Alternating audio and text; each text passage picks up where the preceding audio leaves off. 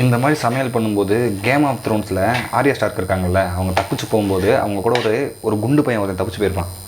அவன் வந்து பார்த்தீங்கன்னு வச்சுங்களேன், ஆலையை கொஞ்சம் பார்த்தீங்கன்னா நல்லா ஜெயிச்சாண்டிக்கு இருப்பான், கும்முன்னு இருப்பான், அப்படியே புஷ்ஷுன்னு இருப்பான். அவன் வந்து பார்த்தீங்கன்னா அங்கேருந்து தப்பிச்சு போனதுக்கப்புறம் எல்லோரும் ஒவ்வொரு இடத்துக்காக போயிட்டு அதுக்கப்புறம் கடைசியாக எல்லோரும் பிரிஞ்சு போகிற மாதிரி ஒரு சூழ்நிலை வரும். அப்போ வந்து பார்த்தீங்கன்னா அந்த பையன் வந்து இல்லை நான் இங்கேயே இருக்கேன், நான் இங்கேருந்து எங்கேயுமே போகல, நான் இங்கேருந்து சமைக்க கற்றுக்க போகிறேன் அப்படின்னு சொல்லுவான். சரின்னு சொல்லி எல்லோரும் அவனை அங்கே விட்டு போயிடுவாங்க. அதுக்கப்புறம் அந்த அந்த ஊரில் அது ஒரு ஹோட்டல் சாப்பிட்ற இடம். அந்த இடத்துலையே வேலைக்கு சேர்ந்துட்டு நீட்டாக வேலை செஞ்சுட்ருப்பாப்புல. அப்போ கொஞ்ச நாளில் அவர் நல்லா ப்ராக்டிஸ் பண்ணி ஒரு பன்னு செய்வான். அந்த பன்னு தான் நல்லா இருக்குன்னு அங்கே வந்து சாப்பிட்டு போகிற எல்லாருமே சொல்லுவாங்க. அதுக்கப்புறம் அந்த பன்னாலே ஃபேமஸ் ஆயிடுவான். இதுலேருந்து எனக்கு என்ன புரியுதுன்னா, நமக்கு ஏதோ ஒன்று தெரிஞ்சால் போதும், அதை திரும்ப திரும்ப நம்ம பண்ண கொஞ்சம் கொஞ்சமாக இம்ப்ரூவ் பண்ணுறோமா.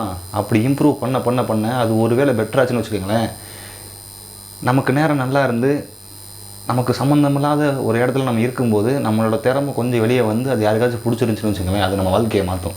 அதனால் தொடர்ந்து எதையும் நிறுத்தாமல் செஞ்சுக்கிட்டே இருக்கணும். இது கிடைக்கல அது கிடைக்கலன்னு எதை பற்றியுமே நினைக்கக்கூடாது, எதையுமே எதிர்பார்க்கக்கூடாது. நம்ம ஒரு ஃப்ளோவில் நதி மாதிரி போய்கிட்டே இருக்கணும். நடக்க வேண்டியது தானாக நடக்கும்னு நம்பணும், வேறு ஒன்றும் இல்லை.